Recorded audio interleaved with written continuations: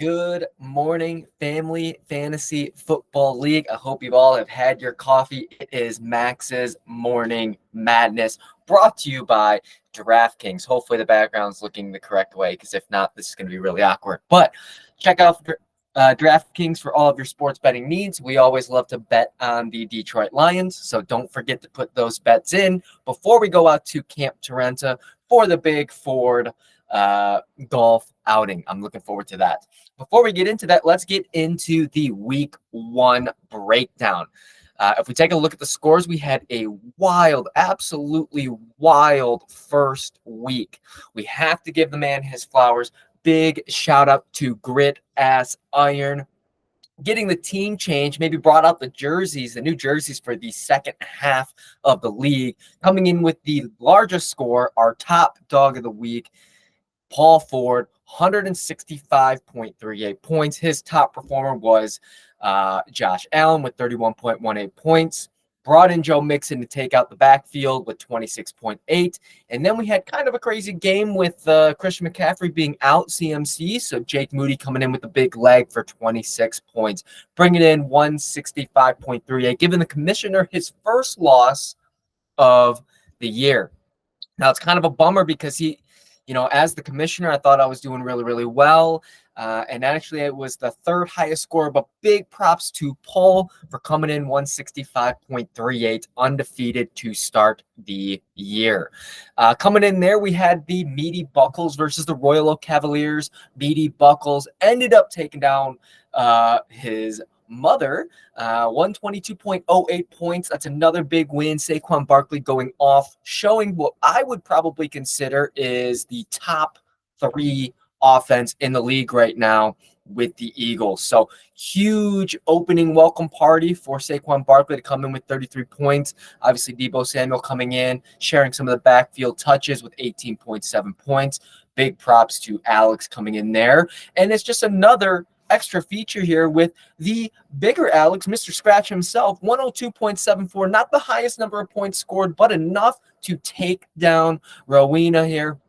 Bro, I'm really sorry. I thought your team was doing well when I talked to you, but ended up taking a big goose egg here. The sleeper of the week with the lowest points scored, 69.56. A little bit of a bummer. CMC did sit out week one, which I think maybe would have given you 20, 30 points there, which would have made it a close game. But big kudos to Alex of playing the right starting lineup there. We turn it back up north where we'll be coming up a little bit more towards home field here for week two. But we had a house divided rival matchup here to start off the league. Start off one, and congratulations to Courtney for taking out her husband. Maybe the team name could have been a play. Didn't have the head in the game, but Amon a mission, 103.2. Big win playing that head coach last night to get the win. And I have to agree with you. You've been saying it all year. Jameson Williams is looking hot this year. I think he's going to have a stellar year if he can get some meat on those little chicken legs. I'm a little nervous about that ACL situation, but huge kudos. That's another big win. And then we bring it over into Adam and Spencer's matchup. This was a pretty close one going into it. And I have to say, rookie Jaden Daniels and the strong veteran receiver now getting more touches with Puka Nacua down on injured reserve. Cooper Kupp came in clutch for the Rams, just enough so that the Lions still absolutely dominated in the overtime match. But 32 points, big scorer there for a receiver. Spence takes the lead there, 128.56, starts the season undefeated. And then the last matchup coming in, we had Real America's Team by the fiance there. Just had to beat me by 0.02 points. Highest score here. And then you had Jess with Miles Jarrett, Amon-Ra St. Breen's team, 96 points. Still a strong finish. Actually very surprised to find Diggs there, 21.9 points.